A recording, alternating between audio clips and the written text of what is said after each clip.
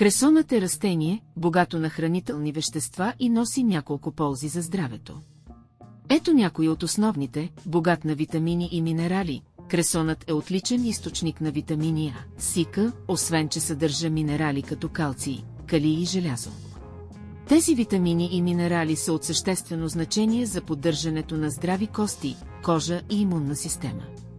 Антиоксидантни свойства съдържа антиоксиданти, като флавоноиди, които помагат за защитата на клетките срещу увреждане, причинено от свободните радикали, намалявайки риска от хронични заболявания като рак и сърдечни заболявания. Подпомага храносмилането. Кресонът съдържа фибри, които помагат за храносмилането и поддържането на здравето на червата. Фибрите също са важни за контролиране на нивата на кръвната захар и холестерола. Укрепва имунната система. Витамин С, присъстващ в кресона, помага за укрепване на имунната система, което прави тялото по-устойчиво на инфекции.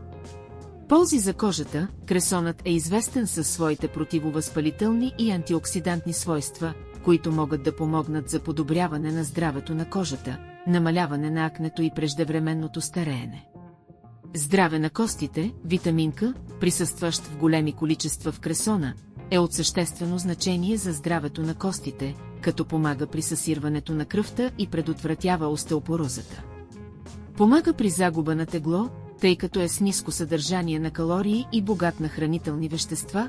Кресонът е чудесно допълнение към диети за отслабване, осигурявайки ситост, без да добавя много калории. Редовната консумация на кресон, независимо дали в салати, сокове или други ястия, може